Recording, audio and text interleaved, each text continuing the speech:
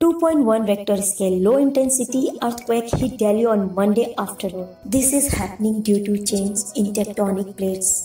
Delhi is close to the Himalayas, which was formed by mixing of tectonic plates such as India and Eurasia. These earthquakes are coming due to fault line present in Delhi NCR. पर्यावरण में बदलाव के चलते भूकंप के केंद्रों में भी बदलाव आ रहा है। दिल्ली हिमालय के निकट है। जमीन के नीचे इन प्लेटों में होने वाली हलचल की वजह से दिल्ली एनसीआर, कानपुर और लखनऊ जैसे इलाकों में भूकंप का खतरा सबसे ज्यादा है।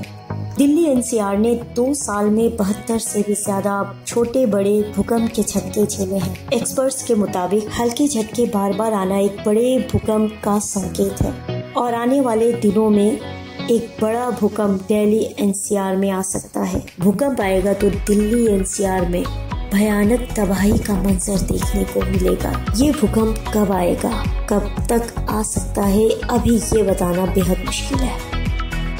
पिछले 2 महीने में दिल्ली कई बार कांप चुकी है। एक्चुअली दिल्ली एनसीआर इलाके में इस साल की 12 अप्रैल और 3 मई के बीच में नेशनल सेंटर ऑफ सिस्मोलॉजी ने भूकंप के 7 झटके रिकॉर्ड किए हैं और जून की 8 तारीख को दोपहर के वक्त फिर से भूकंप के हल्के झटके महसूस किए।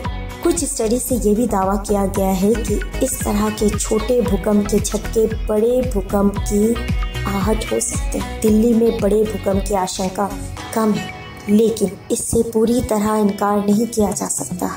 एक्सपर्ट्स ये भी मानते हैं दिल्ली एनसीआर में अभी इस बात का कोई वैज्ञानिक आधार नहीं है कि fault line movement, ground vibration, building response को आपस में आधार बना किसी नतीजे पर पहुंचा जाए। हाँ, दिल्ली एनसीआर में लगातार आ रहे भूकंप के बारे में कोई भी नतीजा लगाना भी गलत होगा। अगर दिल्ली एनसीआर के क्षेत्र में 8.5 तीव्रता का भूकंप आता है तो ये बहुत ही भयानक तबाही का मंजर लेकर आएगा। दिल्ली एनसीआर के नीचे 100 से ज्यादा लंबी और गहरी फॉल्स है। इसमें कुछ दिल्ली हरिद्वार रिज, दिल्ली सरगोधा रिज और ग्रेट बाउंड्री फॉल्ट पर है। इनके साथ ही कई सक्रिय फॉल्ट्स भी इनमें जुड़ी है। ये सारे फॉल्ट्स हिमालय के टेक्टोनिक प्लेट से सटे हैं। ऐसे में हिमालय के टेक्टोनिक प्लेट में होने वाले बदलाव की वजह से दिल्ली के आसपास के फॉल्ट्स हिलते हैं या फिर वो कांपते हैं। हिमालय की तरफ से भूकंप आएगा तो दिल्ली, हरियाणा, उत्तर प्रदेश, गढ़वाल, कुमाऊं क्षेत्र पर ज्यादा असर पड़ेगा। ऐसे तो यमुना नदी की मिट्टी ऐसी है कि उस पर भूकंप का ज्यादा खतरा है। आपको बता दें कि भूकंप को नापने के लिए भारत को जोन 2, जोन 3, जोन 4 और जोन 5 में बांटा गया है। राजधानी दिल्ली और उसके आसपास का इलाका जोन 4 में आता है। कई रिपोर्ट्स बताती है कि भूकंप के लिहाज से दिल्ली काफी सेंसिटिव है। बेहतर ये होगा कि हमें भूकंप से बचने के लिए उपाय सोचने चाहिए।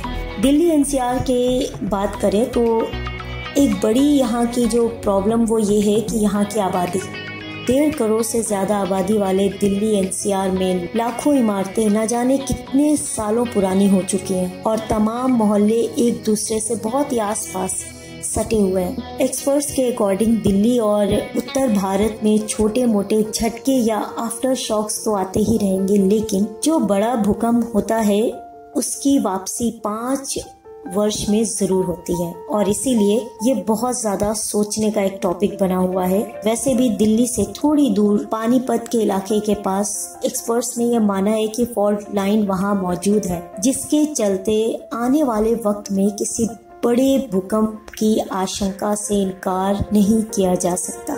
दिल्ली एनसीआर कांप रही है। अब लोग डर की वजह से सोशल मीडिया पर इमरजेंसी किट बैग रखने की सलाह दे रहे हैं। भूकंप से बचने के तरीके सोशल मीडिया पर वायरल हो रहे हैं। इस तरह की कोई भी आफत जब कुदरत की तरफ से आती है तो वो हमें संभलने का बिल्कुल भी मौका नहीं देती। इसीलिए थोड़ा चौकन्ना रहकर आप जिंदगी बचाने की कोशिश जरूर कर सकते हैं। सबसे पहले तो ये याद रखिए कि भूकंप के झटके जैसे ही महसूस हो उसी वक्त बिना देर किए आप चाहे घर में हो, ऑफिस में हो, कहीं भी ऐसे बंद जगह पर हो, फौरन वहां से निकलकर खुली जगह पर आ जाए। हमेशा बड़ी बिल्डिंग्स, पेड़ों और बिजली के खंभों से दूर रहें। बाहर जाने के लिए लिफ्ट का इस्तेमाल कतई ना करें। सीढ़ियों से ही नीचे पहुंचने की कोशिश करें। अगर आप किसी ऐसी जगह है जहां बाहर जाने का कोई फायदा नहीं है, तो सही यही होगा कि अपने आसपास ऐसी जगह देखें जिसके नीचे छिपकर खुद को बचाया जा सकता है। याद रखिए, भूकंप आने पर भागे नहीं, इससे और ज्यादा नुकसान हो सकता है। भूकंप आने पर खिड़की, अलमारी, पंखे, ऊपर रखे भारी सामान, कोई भी ऐसा हो उससे दूर रहें ताकि उनके गिरने और शीशे टूटने से चोट ना लगे। टेबल, बेड, डेस्क जैसी मजबूत फर्नीचर के नीचे चले जाएं और वहां अपने लेग्स को कसकर पकड़ लें ताकि झटकों के वजह से कहीं उन्हें चोट ना आ जाए। अगर कोई मजबूत चीज ना हो तो किसी मजबूत दीवार से सटकर अपने आप को बचाते हुए, जैसे सिर, हाथ, इन सबको किसी मोटी किताब या किसी मजबूत चीज से ढककर घुटने के बल टेक लगाकर बैठ जाएं। खुलते बंद होते दरवाजे के पास खड़े ना हो वरना चोट लग सकती है। अगर आप गाड़ी में हैं तो बिल्डिंग, होर्डिंग्स, खंभों, फ्लाईओवर, पुल, इन सब जगहों से दूर सड़क के किनारे या खुले मैदान में गाड़ी रोक लें और भूकंप रुकने का इंतजार करें और वहीं खड़े हो जाएं। कुदरत की तरफ से आई हुई किसी भी आफत का हमारे पास कोई कंट्रोल नहीं है। हम चाह कर भी उसे नहीं रोक सकते, लेकिन हाँ, थोड़ी सी सावधानी रखकर हम काफ़ी कुछ बचा सकते हैं, अपनी और लोगों की जान बचा सकते हैं। इसलिए घबराने के बजाय सतर्क रहने की ज़रूरत है।